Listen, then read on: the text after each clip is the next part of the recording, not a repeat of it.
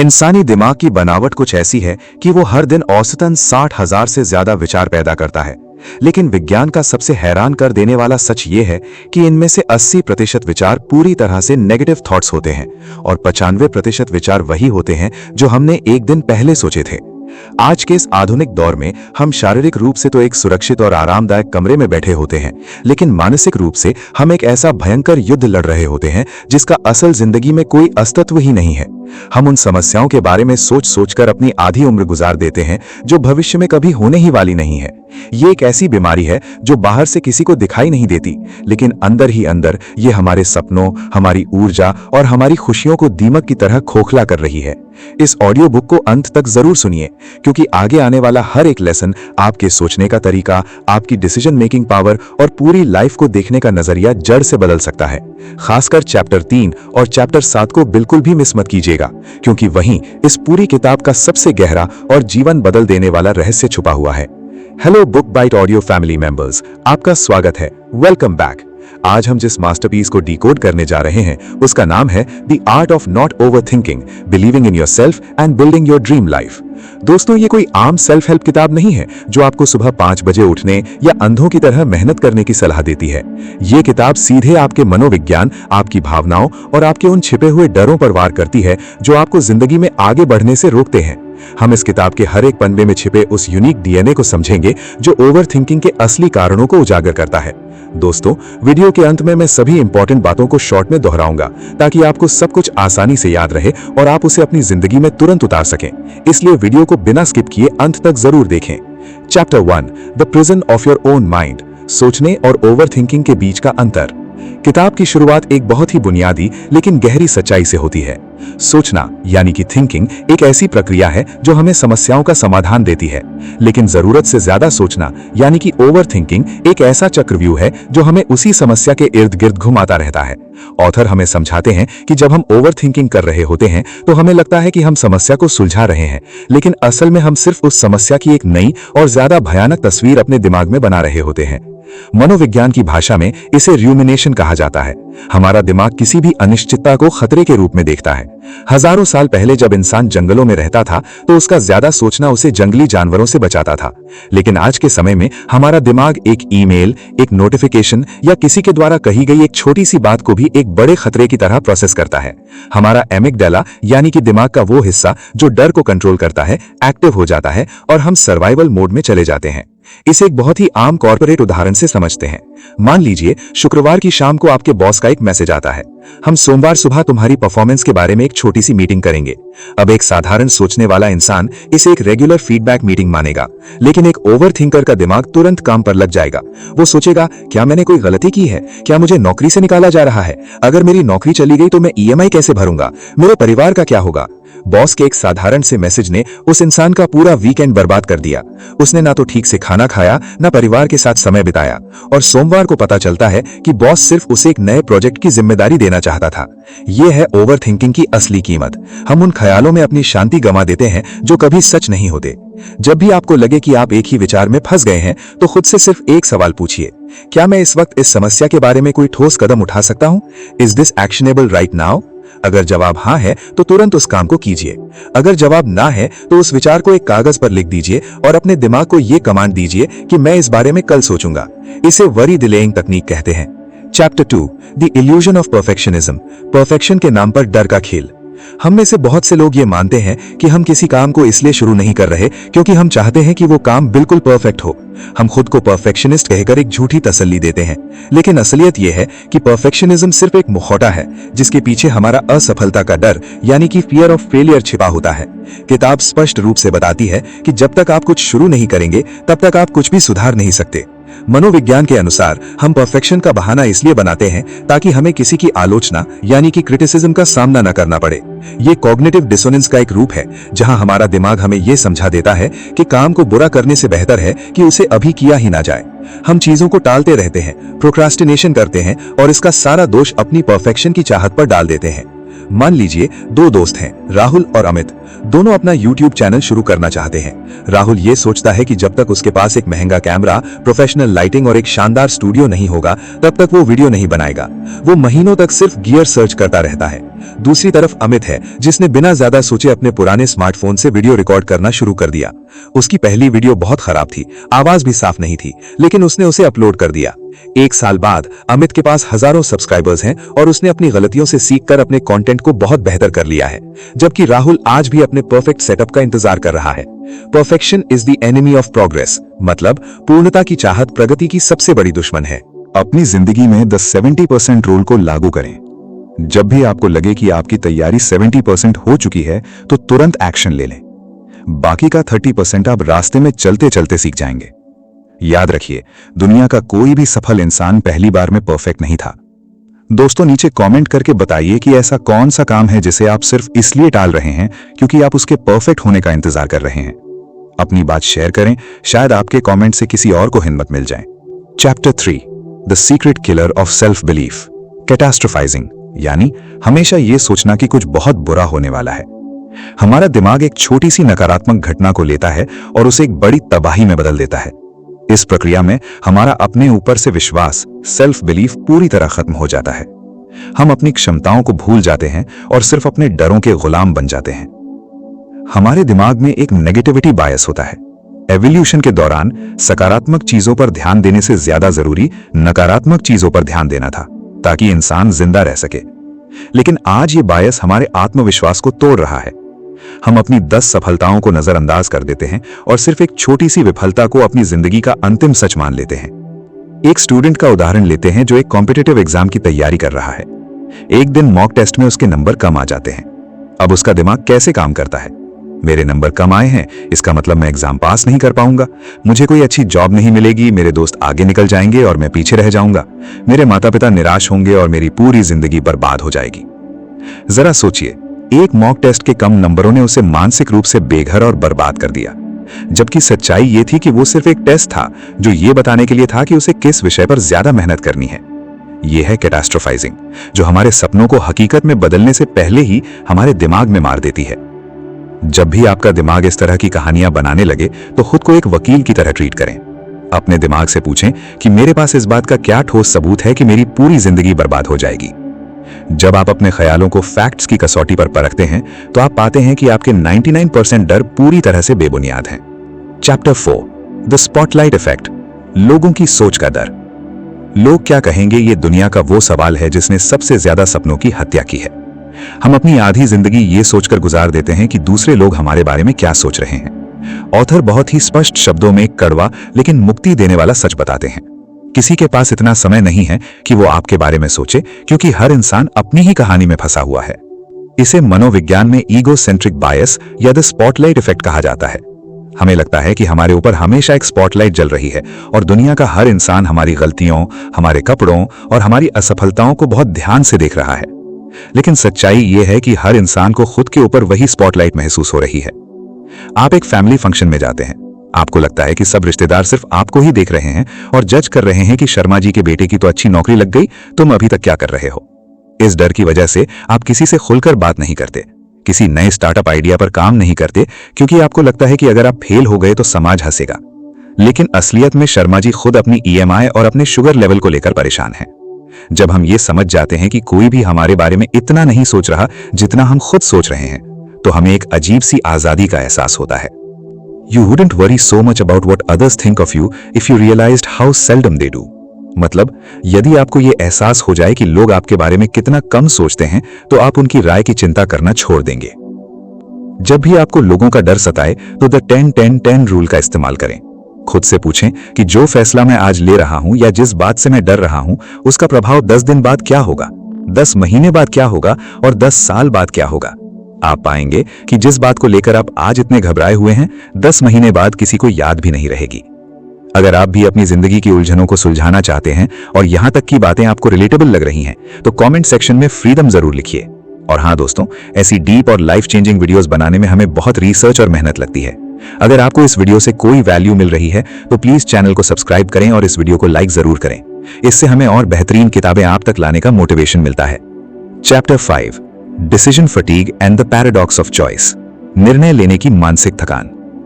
कई बार हम दिन के अंत तक इतने थक जाते हैं कि हमारे अंदर कोई भी प्रोडक्टिव काम करने की ऊर्जा नहीं बचती, जबकि हमने शारीरिक रूप से कोई भारी काम नहीं किया होता। इसका कारण है डिसीजन फटीग। हम छोटे छोटे फैसलों पर अपनी इतनी मानसिक ऊर्जा खर्च कर देते हैं कि जब हमारी जिंदगी के बड़े और महत्वपूर्ण फैसले लेने की बारी आती है तो हमारा दिमाग जवाब दे चुका होता है। इंसान की विल पावर एक मोबाइल की बैटरी की तरह होती है। आप सुबह उठते हैं तो ये 100% होती है, लेकिन दिन भर में क्या पहनूं, नाश्ते में क्या खाऊं, कौन सी कैब बुक करूं जैसे छोटे छोटे फैसलों में ये बैटरी खर्च होने लगती है। जब रात को आपको अपने भविष्य या करियर के बारे में कुछ पढ़ना होता है तो आपकी बैटरी 5% पर होती है और आप टाल मटोल कर जाते हैं। क्या आपके साथ कभी ऐसा हुआ है कि आप रात को अपना काम खत्म करके नेटफ्लिक्स या कोई OTT प्लेटफॉर्म खोलते हैं? आप 45 मिनट तक सिर्फ ये स्क्रॉल करते रहते हैं कि कौन सी फिल्म या सीरीज देखें। 45 मिनट तक लगातार ट्रेलर्स देखने और सोचने के बाद आपका दिमाग इतना थक जाता है कि आप टीवी बंद करते हैं और सो जाते हैं। आपने कुछ देखा भी नहीं और अपना समय भी बर्बाद कर दिया। ये पैराडॉक्स ऑफ चॉइस है। जब हमारे पास बहुत ज्यादा ऑप्शंस होते हैं तो हम कुछ भी डिसाइड नहीं कर पाते और ओवरथिंकिंग में फंस जाते हैं। अपनी जिंदगी के रोजमर्रा के छोटे फैसलों को ऑटोमेट कर दीजिए। कल क्या पहनना है ये रात को ही तय कर लें। सुबह के नाश्ते का मेन्यू फिक्स कर लें। स्टीव जॉब्स और मार्क ज़करबर्ग जैसे सफल लोग हमेशा एक ही तरह के कपड़े इसलिए पहनते हैं ताकि वे अपनी मानसिक ऊर्जा को फालतू के फैसलों से बचाकर बड़े और क्रिएटिव कामों में लगा सकें। Chapter 6, reclaiming your attention from the digital void. Social media और हमारी खोखली होती जिंदगी। आज के दौर में ओवरथिंकिंग का सबसे बड़ा ट्रिगर हमारा अपना स्मार्टफोन है। हम अनजाने में अपने दिमाग को ऐसी अनगिनत जानकारियों से भर रहे हैं जिनकी हमें कोई जरूरत ही नहीं है। दूसरों की जिंदगी को देखकर खुद से तुलना करना और फिर अपनी ही जिंदगी से निराश हो जाना, ये आज की पीढ़ी की सबसे बड़ी मानसिक बीमारी बन चुकी है। जब हम रील्स या शॉर्ट वीडियो स्क्रॉल करते हैं तो हमारे दिमाग में डोपामीन का इंस्टेंट रिलीज होता है, लेकिन ये डोपामीन बहुत जल्दी गिर भी जाता है, जिससे हमें एक खालीपन महसूस होता है। इसके साथ ही सोशल कंपैरिजन थ्योरी काम करती है। हम लगातार खुद को दूसरों से तौलते रहते हैं, जिससे हमारे अंदर फियर ऑफ मिसिंग आउट पैदा होता है। एक आम इंसान सुबह उठता है और सबसे पहले इंस्टाग्राम चेक करता है। वो देखता है कि उसका एक पुराना स्कूल का दोस्त किसी महंगी गाड़ी के साथ विदेश में छुट्टियां मना रहा है, किसी और दोस्त की शादी हो रही है, कोई अपने शानदार ऑफिस का टूर दिखा रहा है। इन सब चमकदार तस्वीरों को देखकर वो इंसान अपने ही बिस्तर पर बैठे बैठे अपनी जिंदगी को कोसने लगता है। वो भूल जाता है कि सोशल मीडिया पर लोग सिर्फ अपने हाईलाइट रील्स यानी जिंदगी के सबसे अच्छे पल डालते हैं, जबकि हम उनकी तुलना अपने बिहाइंड द सीन्स यानी संघर्ष के पलों से कर रहे होते हैं। ये अनुचित तुलना हमारे सेल्फ कॉन्फिडेंस को पूरी तरह खत्म कर देती है। अपने फोन के इस्तेमाल को उद्देश्यपूर्ण बनाएं। जब भी आप कोई सोशल मीडिया ऐप खोलें तो खुद से पूछें कि क्या मैं इसे किसी काम के लिए खोल रहा हूं या सिर्फ अपनी बोरियत दूर करने के लिए। अपने फोन से सारे गैर जरूरी नोटिफिकेशंस बंद कर दें। अपनी सुबह के पहले 1 घंटे और रात के आखिरी 1 घंटे में स्क्रीन को बिल्कुल भी मत देखें। ये एक छोटा सा बदलाव आपकी मानसिक शांति को 10 गुना बढ़ा सकता है। Chapter 7, the bridge between dreams and reality. सपनों और हकीकत के बीच का पुल, एक्शन लेना। दोस्तों, अब हम इस किताब के सबसे पावरफुल लेसन पर आ गए हैं जो आपके सोचने के नजरिए को हमेशा के लिए बदल देगा। ज्यादातर लोग ये सोचते हैं कि जब उनके अंदर पूरा आत्मविश्वास आ जाएगा, जब उन्हें बिल्कुल डर नहीं लगेगा, तब वे अपने सपनों पर काम करना शुरू करेंगे। वे प्रेरणा का इंतजार करते हैं, लेकिन ऑथर कहते हैं कि ये मनोविज्ञान बिल्कुल उल्टा है। आत्मविश्वास किसी काम को शुरू करने से पहले नहीं आता, बल्कि आत्मविश्वास काम को करने के दौरान आता है। एक्शन यानी कर्म ही वो इकलौता पुल है जो आपके सपनों को हकीकत से जोड़ता है। मनोविज्ञान में इसे बिहेवियरल एक्टिवेशन कहा जाता है। हमारा दिमाग हमारी हरकतों को देखकर हमारे विश्वास को आकार देता है। जब आप डर के बावजूद एक छोटा सा कदम उठाते हैं तो आपका दिमाग एक नया न्यूरल पाथवे बनाता है और खुद से कहता है, अरे ये तो इतना भी मुश्किल नहीं था। इसी से असली मोटिवेशन पैदा होता है। हम अक्सर ऐसे लोगों को देखते हैं जो एक शानदार बिजनेस शुरू करने का सपना देखते हैं। वे सालों तक बिजनेस की किताबें पढ़ते हैं, पॉडकास्ट सुनते हैं, सेमिनार्स अटेंड करते हैं। उन्हें लगता है कि वे बहुत प्रोडक्टिव हो रहे हैं, लेकिन हकीकत में वे इंफॉर्मेशन पैरालिसिस का शिकार हैं। वे सब कुछ सीख रहे हैं, लेकिन एक भी प्रोडक्ट बाजार में बेचने की हिम्मत नहीं जुटा पा रहे। इसके विपरीत एक आम इंसान जो सड़क किनारे अपनी छोटी सी चाय की दुकान या कोई स्टॉल लगाता है, वो रोज लोगों से मिलता है, रोज नई चीजें सीखता है और धीरे धीरे अपने बिजनेस को बड़ा कर लेता है। ज्ञान होना काफी नहीं है, उस ज्ञान को जमीन पर उतारना ही आपको सफलता दिलाता है। Action breeds confidence and courage. If you want to conquer fear, do not sit home and think about it. Go out and get busy. मतलब कर्म से आत्मविश्वास और साहस पैदा होता है। अगर आप डर पर विजय पाना चाहते हैं तो घर पर बैठकर उसके बारे में मत सोचिए, बाहर निकलिए और काम में लग जाइए। जब भी आपको कोई नया और मुश्किल काम शुरू करना हो और आपका दिमाग बहाने बनाने लगे तो द 2 मिनट रूल का प्रयोग करें। खुद से कहें कि मैं इस काम को सिर्फ 2 मिनट के लिए करूंगा। अगर मुझे किताब लिखनी है तो मैं सिर्फ 2 मिनट के लिए एक पैराग्राफ लिखूंगा। अगर मुझे जिम जाना है तो मैं सिर्फ 2 मिनट के लिए अपने जिम के जूते पहनूंगा। अक्सर किसी काम को शुरू करना ही सबसे मुश्किल होता है। एक बार जब आप 2 मिनट के लिए शुरू कर देते हैं तो मोमेंटम अपने आप आपको आगे ले जाता है। ओवर थिंकिंग कोई समाधान नहीं है। ज्यादा सोचना समस्या को सुलझाता नहीं है, बल्कि ये एक नई काल्पनिक समस्या को जन्म देता है। सोच को हमेशा एक्शन से जोड़िए। परफेक्शन एक भ्रम है। किसी काम को परफेक्ट बनाने के इंतजार में उसे टालना बंद करें। 70% तैयारी होने पर शुरुआत करें, बाकी रास्ते में सीखें। फैक्ट्स पर फोकस करें, डरों पर नहीं। जब भी दिमाग में कोई भयानक ख्याल आए, कैटास्ट्रोफाइजिंग, तो उससे सबूत मांगे। आप देखेंगे कि आपके ज्यादातर डर सिर्फ एक कल्पना है। लोग आपके बारे में नहीं सोच रहे। दुनिया का हर इंसान अपनी खुद की उलझनों में व्यस्त है। इसीलिए लोग क्या कहेंगे ये सोचना बंद करें और वो करें जो आपके लिए सही है। छोटे फैसलों को ऑटोमेट करें। अपनी मानसिक ऊर्जा यानी विल पावर को बचाएं ताकि आप उसे अपनी जिंदगी के बड़े और महत्वपूर्ण निर्णयों में लगा सकें। सोशल मीडिया की झूठी दुनिया से बचें। कभी भी अपनी संघर्ष भरी जिंदगी की तुलना किसी दूसरे की सोशल मीडिया की चमक दमक वाली जिंदगी से न करें। एक्शन ही असली दवा है। प्रेरणा या आत्मविश्वास का इंतजार मत करें। जब आप डर के बावजूद कदम बढ़ाते हैं तो आत्मविश्वास अपने आप आपके पीछे चला आता है। मनोविज्ञान का एक बहुत ही कड़वा सच है। हम इंसान दुनिया के इकलौते ऐसे जीव हैं जो सिर्फ अपने ख्यालों की वजह से खुद को शारीरिक और मानसिक रूप से बीमार कर सकते हैं। एक शेर तभी तनाव में आता है जब उसके सामने कोई असली खतरा होता है, लेकिन एक इंसान अपने आरामदायक बिस्तर पर लेटे हुए भी आज से 10 साल बाद क्या होगा ये सोच सोचकर अपनी रातों की नींद और दिल की धड़कनें बढ़ा लेता है। दोस्तों, the art of not overthinking के पहले भाग में हमने समझा कि कैसे परफेक्शन का डर और लोगों की राय हमारी जिंदगी को रोक देती है। लेकिन इस किताब का असली खजाना और सबसे गहरे राज अभी बाकी हैं। अगर आपने इस वीडियो का पहला हिस्सा नहीं देखा है तो उसे जरूर देखिएगा। और अगर आप यहां तक आ गए हैं तो मैं आपसे वादा करता हूं, अगले कुछ मिनटों में हम उन मानसिक बेड़ियों को तोड़ने वाले हैं जो अनजाने में आपकी ऊर्जा को सोख रही हैं। अपने पूरे ध्यान को यहीं रखिए, क्योंकि ये बातें आपको किसी स्कूल या कॉलेज में नहीं सिखाई जाएंगी। चलिए इस सफर को आगे बढ़ाते हैं और किताब के उन बचे हुए लाइफ चेंजिंग चैप्टर्स को डिकोड करते हैं। Chapter 8, time travellers of the mind, अतीत का बोझ और भविष्य का भ्रम। किताब का एक बहुत ही गहरा ऑब्जर्वेशन है कि जो लोग जरूरत से ज्यादा सोचते हैं वे असल में टाइम ट्रैवलर्स बन चुके होते हैं। उनका दिमाग कभी भी वर्तमान में नहीं रहता। वे या तो अपने अतीत की गलतियों का पछतावा कर रहे होते हैं या फिर भविष्य की अनिश्चितताओं से डल रहे होते हैं। जबकि हकीकत यह है कि न तो अतीत को बदला जा सकता है और न ही भविष्य को पूरी तरह से कंट्रोल किया जा सकता है। हमारे हाथ में सिर्फ आज और अभी है। हमारा दिमाग प्रेडिक्टिव एंजाइटी पर काम करता है। वो हमारे पुराने बुरे अनुभवों का डेटा उठाता है और उसी के आधार पर भविष्य की एक डरावनी फिल्म बनाकर हमें दिखाने लगता है। हम उन पलों को बार बार जीते हैं जिनमें हमने कोई गलती की थी। इसे इमोशनल रूमिनेशन कहते हैं, जहां एक ही नेगेटिव इमोशन हमारे दिमाग में कैसेट की तरह लूप पर बजता रहता है। इसे एक स्टूडेंट और एक टॉपर के उदाहरण से समझते हैं। एक आम स्टूडेंट जब पढ़ने बैठता है तो उसका दिमाग टाइम ट्रैवल करने लगता है। यार, पिछले सेमेस्टर में मेरे मार्क्स बहुत खराब आए थे, अतीत का बोझ। अगर इस बार भी ऐसा ही हुआ तो मेरी प्लेसमेंट नहीं लगेगी, घर वाले क्या कहेंगे, भविष्य का डर। इसी सोच में उसके 2 घंटे बर्बाद हो जाते हैं और वो एक पन्ना भी नहीं पढ़ पाता। वहीं एक टॉपर का माइंडसेट बिल्कुल अलग होता है। वो भी पिछले सेमेस्टर में फेल हुआ होगा, लेकिन उसका फोकस सिर्फ इस बात पर है कि अगले 1 घंटे में मुझे ये चैप्टर खत्म करना है। वो भविष्य की चिंता नहीं करता, वो सिर्फ अपने आज के छोटे से टास्क पर फोकस करता है।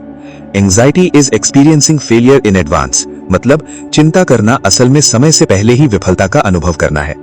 जब भी आपका दिमाग पास्ट या फ्यूचर में भागने लगे तो 5, 4, 3, 2, 1 ग्राउंडिंग टेक्निक का इस्तेमाल करें।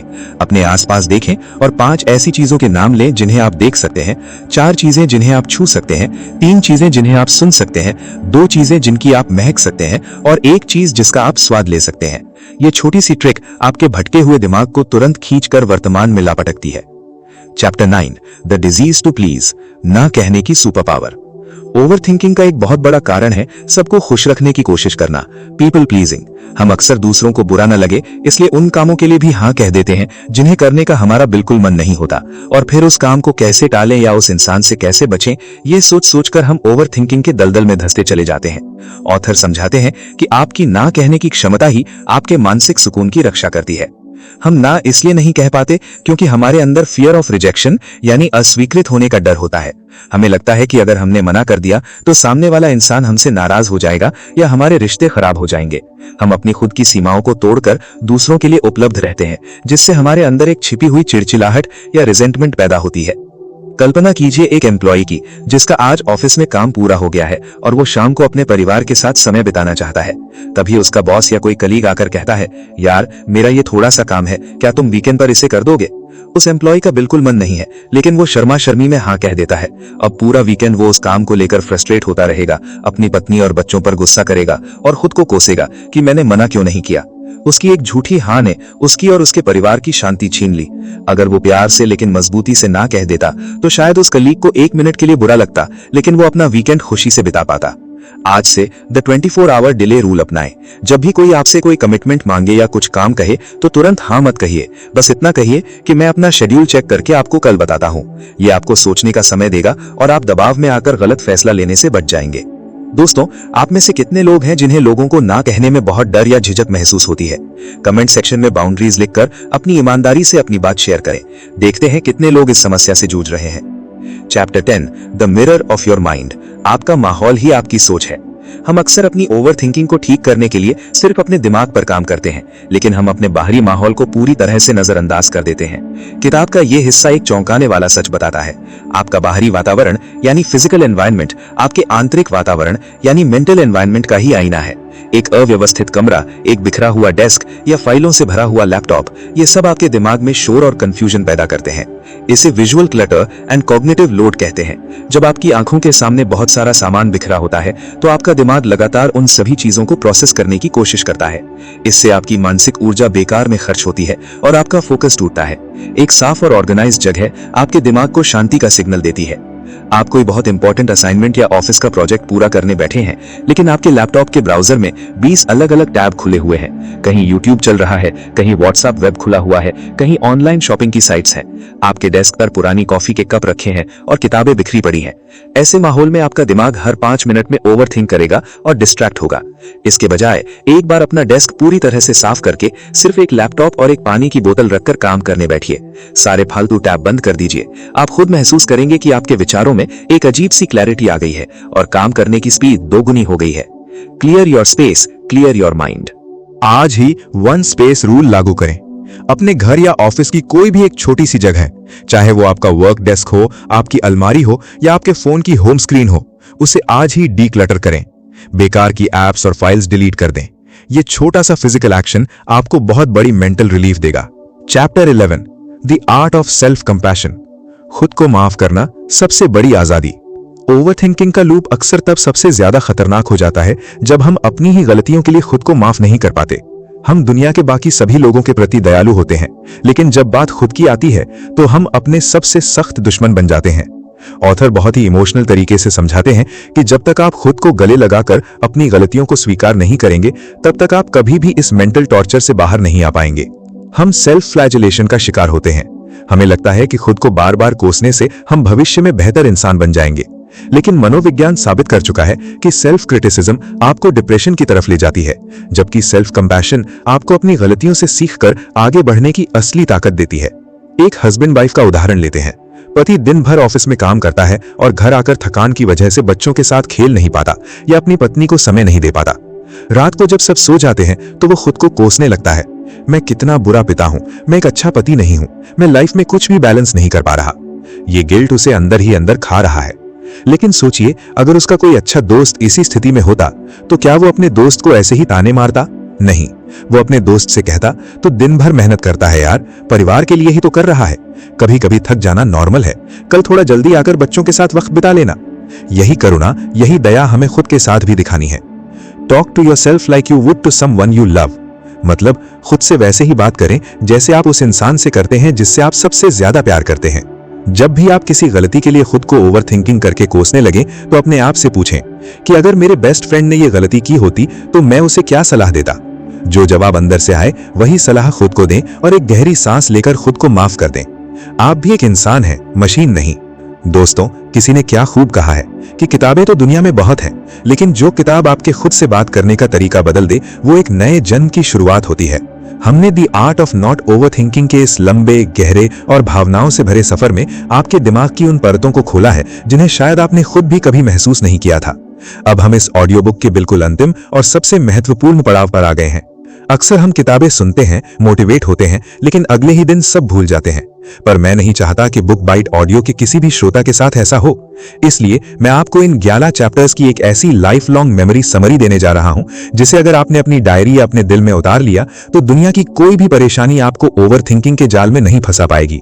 अपने ईयरफोन्स को थोड़ा और आराम से एडजस्ट कर लीजिए, एक गहरी सांस लीजिए और चलिए इस पूरी किताब के अर्क को हमेशा के लिए अपने माइंडसेट का हिस्सा बना लेते हैं। लेसन 1, सोचना और ओवरथिंकिंग के बीच की दीवार। Golden truth. सोचना आपको समाधान देता है, लेकिन ओवरथिंकिंग आपको सिर्फ एक नई और डरावनी समस्या देती है। जब भी दिमाग एक ही विचार में फंस जाए तो खुद से पूछें, क्या मैं अभी इस पर कोई एक्शन ले सकता हूं? अगर नहीं तो उस विचार को कल के लिए टाल दें। लेसन 2, परफेक्शनिज्म का झूठ। The illusion of perfection. काम को परफेक्ट बनाने का इंतजार असल में आपके फेल होने का डर है। द 70% रूल याद रखें। जैसे ही आपकी तैयारी 70% हो जाए, काम शुरू कर दें। दुनिया का हर मास्टरपीस कभी न कभी एक रफ ड्राफ्ट ही था। लेसन 3, कैटास्ट्रोफाइजिंग। सबसे बुरे की कल्पना करना। आपका दिमाग एक छोटा सा डर लेता है और उसे दुनिया के अंत जैसी तबाही बना देता है। जब भी दिमाग आपको डराए कि सब बर्बाद हो जाएगा, तो एक वकील की तरह उससे सबूत मांगिए। आप पाएंगे कि आपके 99% डर पूरी तरह से बेबुनियाद हैं। Lesson 4, spotlight effect. लोग क्या कहेंगे? Golden truth. कोई भी इंसान आपको इतने ध्यान से नहीं देख रहा है जितना आप सोच रहे हैं। हर इंसान अपनी खुद की परेशानियों और अपनी ईएमआई में उलझा हुआ है। इसलिए लोगों की काल्पनिक राय के डर से अपने असली सपनों को मत मारिए। Lesson 5, decision fatigue. Golden truth. आपकी इच्छा शक्ति आपके मोबाइल की बैटरी की तरह है। क्या पहनना है, क्या खाना है, इन छोटे फैसलों में अपनी मेंटल बैटरी मत खत्म कीजिए। रूटीन फिक्स कीजिए ताकि बड़े फैसलों के लिए आपका दिमाग चार्ज रहे। लेसन 6, डिजिटल दुनिया का खालीपन। Golden truth. सोशल मीडिया पर दूसरों की चमकती हुई हाईलाइट रील्स से अपनी जिंदगी के संघर्षों की तुलना मत करें। स्क्रीन टाइम घटाइए, क्योंकि आपका फोन आपको जानकारी तो दे रहा है, लेकिन सुकून छीन रहा है। लेसन 7, आत्मविश्वास काम करने के बाद आता है। Action breeds confidence. मोटिवेशन या कॉन्फिडेंस का इंतजार मत करें। जब आप डरते हुए भी कोई पहला कदम उठाते हैं, तो आत्मविश्वास अपने आप पीछे चला आता है। बड़े कामों के लिए द 2 मिनट रूल अपनाएं। सिर्फ 2 मिनट के लिए काम शुरू करें, मोमेंटम अपने आप बन जाएगा। लेसन 8, दिमाग का time travel. Time travellers of the mind. जो बीत गया उसका पछतावा और जो आने वाला है उसका डर। ओवरथिंकिंग यही है। आपके कंट्रोल में सिर्फ आज और अभी है। जब भी दिमाग भटके, 5 4 3 2 1 तकनीक का इस्तेमाल करें और खुद को वर्तमान में वापस खींच लाएं। लेसन 9, ना कहने की super power. The disease to please. दूसरों को खुश करने के लिए कभी भी अपनी शांति का सौदा मत कीजिए। जो काम आप नहीं करना चाहते, उसके लिए प्यार से लेकिन मजबूती से ना कहना सीखिए। तुरंत हाँ मत बोलिए। 24 आवर डिले रूल का इस्तेमाल करें। कल सोचकर बताऊंगा। लेसन 10, आपका बाहरी माहौल ही आपका दिमाग है। The mirror of your mind. बिखरा हुआ कमरा, उलझी हुई टेबल और फोन में फालतू एप्स, ये आपके दिमाग में शोर पैदा करते हैं। अपनी जगह को साफ और व्यवस्थित रखिए। आपके विचारों में अपने आप स्पष्टता आ जाएगी। लेसन 11, खुद के प्रति करुणा। Golden truth. अपनी गलतियों के लिए खुद को कोड़े मारना बंद कीजिए। अगर आपका सबसे अच्छा दोस्त गलती करता तो आप उसे समझाते, न कि उसे ताने मारते। खुद के सबसे अच्छे दोस्त बनिए, अपने सबसे बुरे आलोचक नहीं। मनोविज्ञान में एक बहुत खूबसूरत उदाहरण दिया जाता है। कल्पना कीजिए कि आपने अपने हाथ में पानी से भरा एक ग्लास पकड़ा हुआ है। अगर आप उसे 1 मिनट तक पकड़े रहते हैं तो कुछ नहीं होता। अगर आप उसे 1 घंटे तक पकड़े रहते हैं तो आपके हाथ में दर्द होने लगेगा। और अगर आप उसी ग्लास को पूरे 1 दिन तक पकड़े रह गए तो आपका हाथ सुन्न पड़ जाएगा और पैरालाइज्ड महसूस करने लगेगा। गिलास का वजन बिल्कुल नहीं बदला, लेकिन आपने उसे कितनी देर तक पकड़ कर रखा, इससे वो भारी होता चला गया। ओवरथिंकिंग बिल्कुल उस पानी के ग्लास की तरह है। आपके विचार, आपकी चिंताएं, आपके डर अपने आप में उतने भारी नहीं हैं, लेकिन जब आप उन्हें अपने दिमाग में दिनों, हफ्तों और महीनों तक पकड़ कर रखते हैं तो आपका पूरा दिमाग सुन्न पड़ जाता है। आपके फैसले लेने की ताकत खत्म हो जाती है और आप जिंदगी में आगे नहीं बढ़ पाते। इलाज बहुत सीधा सा है। गिलास को नीचे रख दीजिए। Put the glass down. जिंदगी बहुत छोटी और बहुत खूबसूरत है। हम अपनी आधी जिंदगी ऐसी समस्याओं से लड़ते हुए गुजार देते हैं जो असल में कभी हुई ही नहीं, सिर्फ हमारे दिमाग में चल रही थीं। आप अपनी जिंदगी की गाड़ी को हैंड ब्रेक लगाकर चलाने की कोशिश कर रहे हैं। आज इसी वक्त उस हैंड ब्रेक को नीचे गिराइए। आज से खुद से एक वादा कीजिए, जब भी आपका दिमाग आपको डराए, आपको अतीत में ले जाए या भविष्य की चिंता में डुबोए, तो एक गहरी सांस लेना, अपने दिल पर हाथ रखना और खुद से सिर्फ इतना कहना, मैं सुरक्षित हूं, मैं वर्तमान में हूं और मेरे हाथ में जो काम है मैं सिर्फ उसी पर ध्यान दूंगा। आपका दिमाग एक बहुत ही बेहतरीन नौकर है, लेकिन एक बहुत ही खौफनाक मालिक है। इसे अपना मालिक मत बनने दीजिए। दोस्तों, अगर इस पूरी ऑडियो बुक के सफर में कही गई किसी भी बात ने आपके दिल को छुआ हो, आपकी किसी उलझन को सुलझाया हो या आपको यह महसूस कराया हो कि हां, मैं अकेला नहीं हूं, तो कमेंट बॉक्स में सिर्फ इतना लिख दीजिए, आई एम फ्री, मैं आजाद हूं। जब आप ये लिखेंगे तो ये सिर्फ एक कमेंट नहीं होगा, ये यूनिवर्स और आपके खुद के दिमाग को एक मैसेज होगा कि आज से आपने ओवर थिंकिंग की कैद से आजादी चुन ली है। ऐसी डीप रिसर्च बेस्ड और जिंदगी बदलने वाली ऑडियो बुक्स बनाने में बुक बाइट ऑडियो की टीम बहुत मेहनत करती है। अगर आपको हमारा ये प्रयास पसंद आया हो तो प्लीज इस वीडियो को लाइक करें, इसे अपने उस दोस्त या परिवार के सदस्य के साथ शेयर करें जो अक्सर ज्यादा सोचने की वजह से परेशान रहता है। शायद ये वीडियो उसकी जिंदगी बदल दे। और हां, ऐसी ही लाइफ चेंजिंग वीडियोस के लिए चैनल को सब्सक्राइब करके बेल आइकन दबाना बिल्कुल मत भूलिएगा। जिंदगी के इस सफर में हिम्मत रखिए, एक्शन लेते रहिए और खुद से प्यार कीजिए। बहुत जल्द मिलते हैं एक और शानदार किताब और एक नए जीवन बदलने वाले सफर के साथ।